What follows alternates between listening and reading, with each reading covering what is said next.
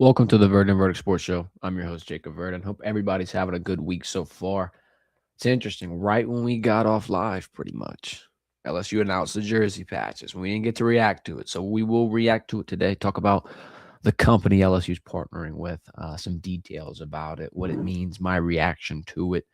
LSU keeps their safety coach, Jake Olson. Shout out, Coach Kiffin, Coach Baker, doing some work, keeping the staff together, even though the NFL teams keep trying to poach the guys. We'll react to that, talk some LSU baseball and some women's basketball. Hey, look, yesterday, men's team played against Texas, and they got so close. I'm not trying to say it wasn't an L. It was an L.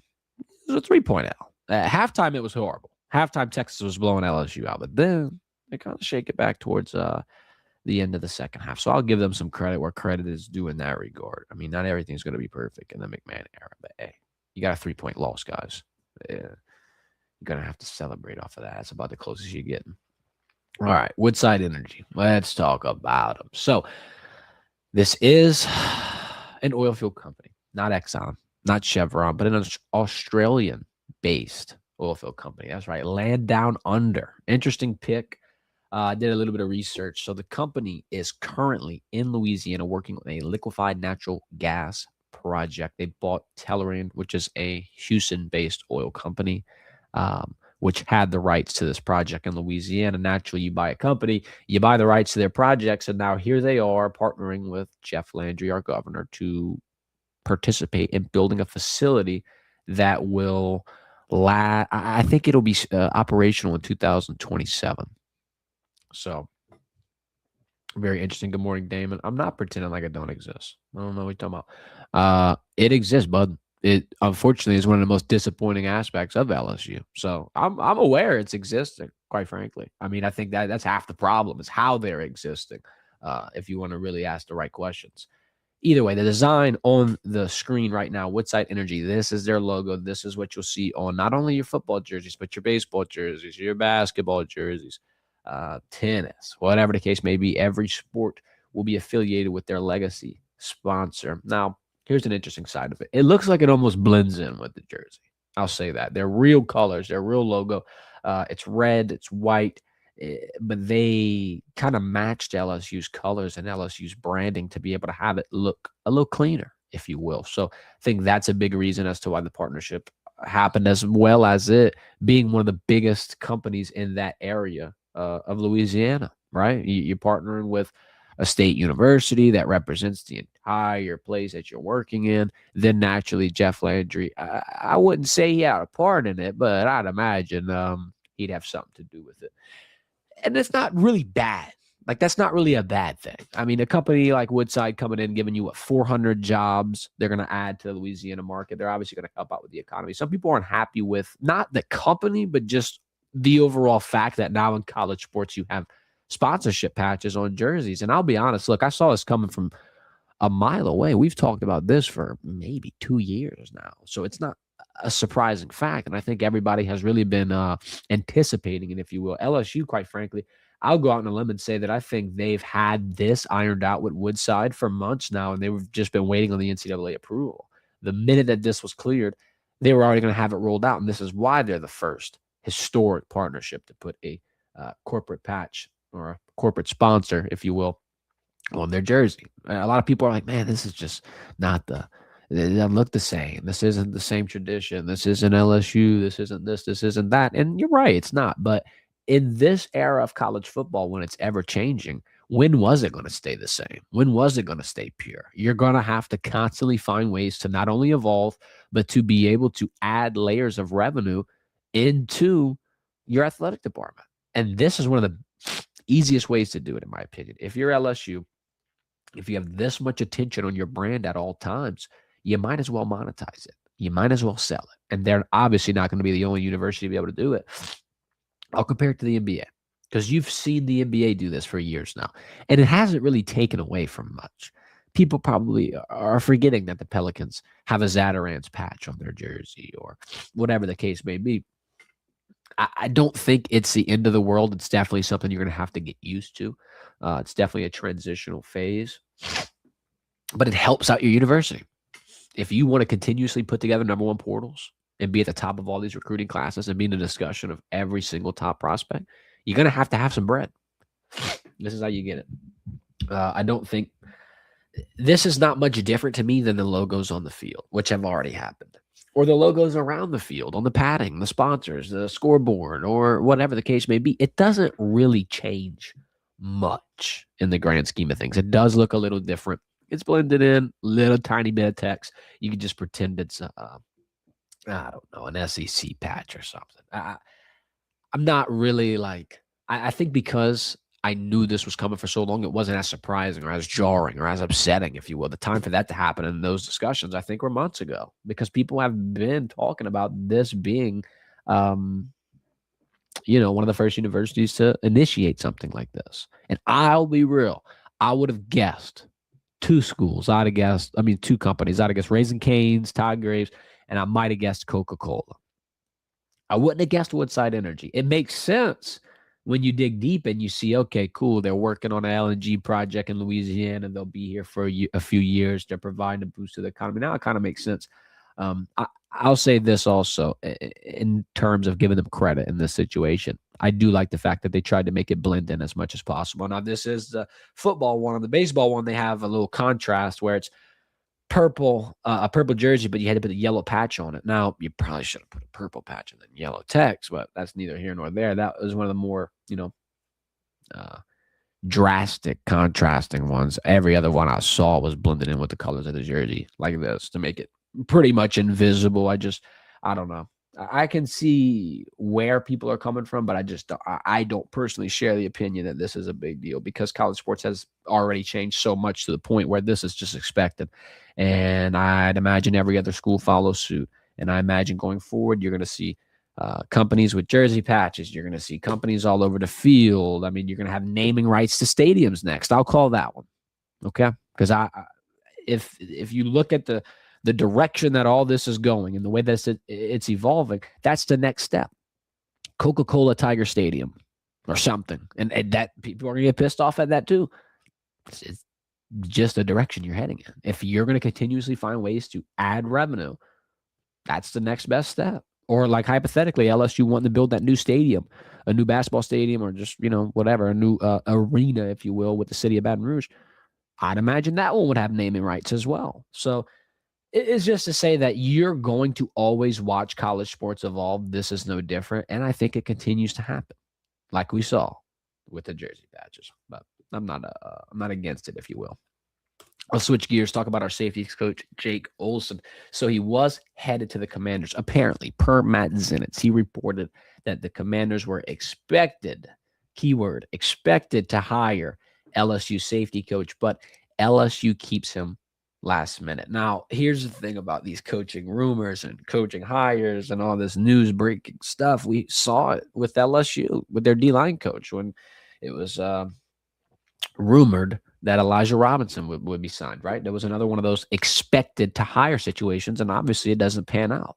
So this one was a little interesting as well, because Zenitz reports it, and instead, Jake talks with Verge, talks with the staff, and he stays put in Baton Rouge. And now, I'll double down on my take when Charlie Weiss was getting offered jobs and declined them, multiple ones, the Eagles, the Giants, obviously Blake Baker declined, Tulane, Memphis, all this good stuff. Now with Jake, this is undeniably proof that LSU is building something special, and they have staff members in the building that are elite and that cannot be distracted. They're on one focus goal. They're on one common page. They want one thing during their time at LSU, and it's a national championship. And apparently Jake Olson believes that this is his best opportunity to be able to do that. Not if he goes to the NFL. Not if he takes another job and then works his way back down and shimmies into a decent position. Where he's at on this staff at this university is his best chance going forward for his future. And let that sink in a little bit if you're an LSU fan or just a college sports fan in general. With the way that college football and college sports has transpired, with what you're able to do, with how you're able to build a roster, a coaching staff, all this good stuff, you have a better chance at success at the college level, arguably, than you do at the professional level. And I'm going to make that claim. And I'm not saying it just because Charlie and Jake are saying no to 3 jobs and staying at LSU.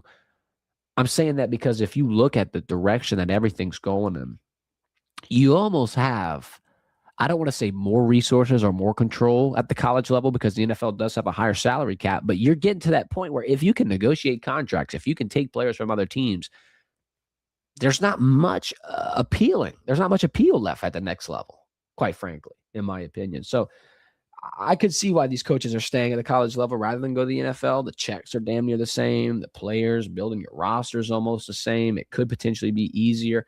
I do like the fact that you have all of these teams peering into the football ops building, into the staff that Lane Kiffin built, and it's like, hey, I need to grab a couple of these pieces. Blake Baker, how you doing? Charlie, how you doing? Jake, how you doing? And this is not going to be the only time you hear it. Matter of fact, they haven't played a game together yet. This is year one. They still have time. They still have to go out there for spring ball, still have to go out there for summer workouts, fall camp, you name it. There's months in between now and when Clemson comes to Death Valley, the real Death Valley, by the way, side note. But the fact that you've already got respect on that side, I think it goes to show exactly the type of brains that you put together, the one common goal thing. Because a lot of times I say this a lot, and this is going to sound rude, whatever. I'm just going to call a spade a spade. There's something to be said about a coach that knows how to communicate to the team. Understanding the scheme is fine.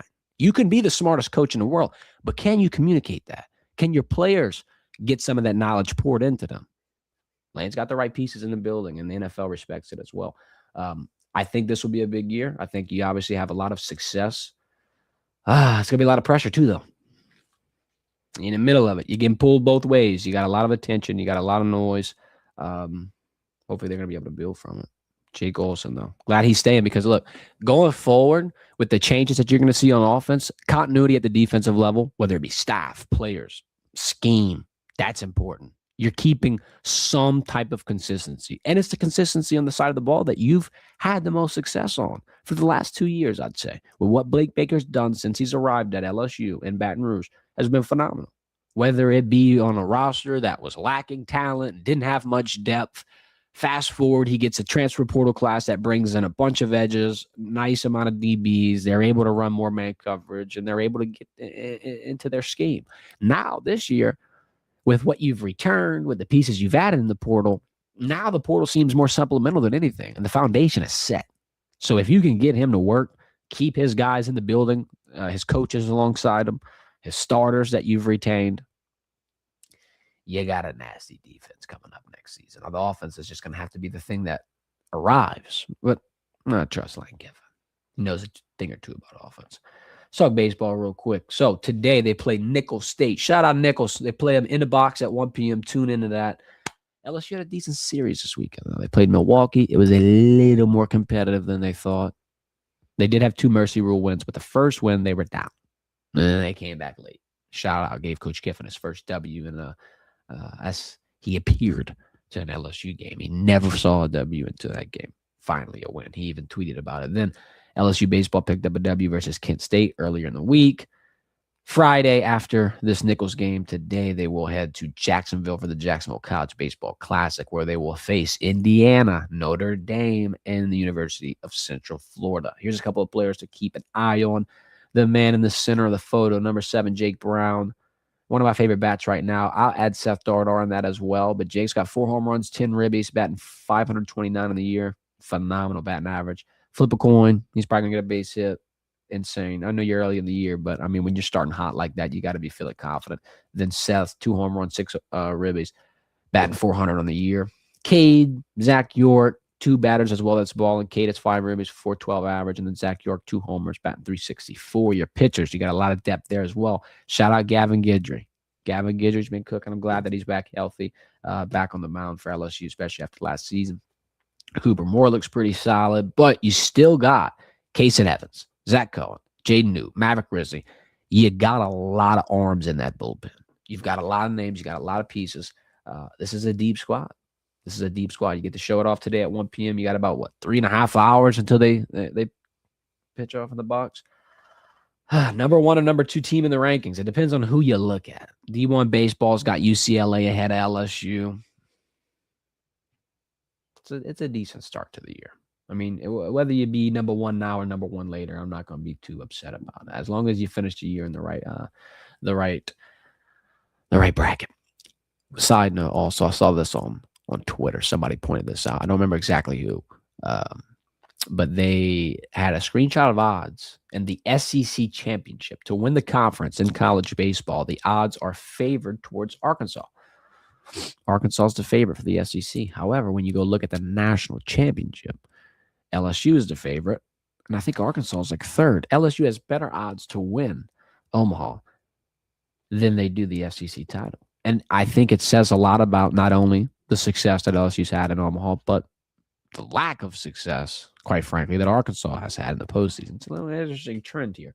So it kind of goes back to what we were saying on Monday with women's basketball, gearing up for an SEC tourney run, and then you got the NCAA tournament looming behind it. Not to say that the conference tourney is not important, but if I'm picking a national title or an SEC title, I know what I'm picking. I know what I'm leaning on. I know what I'm focusing, if you will. So glad that LSU is the favorite in the right category. Obviously, you want both, but I mean, if you're picking, I want to pick the big daddy up more. All right, women's basketball, they're playing Ole Miss tomorrow. They travel on the road. Ole Miss just destroyed Tennessee. Coach Yo had their head coach pissed. A little dap up. She kept walking. She didn't want to talk. We're not friends. You just beat the shit out of me on national TV. I'm upset. I do think LSU is a step up here, though. Rebels lost to Kentucky, Alabama, Texas. Here's a side note.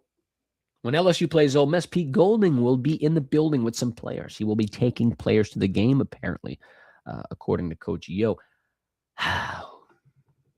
Might as well show them what LSU can do, man.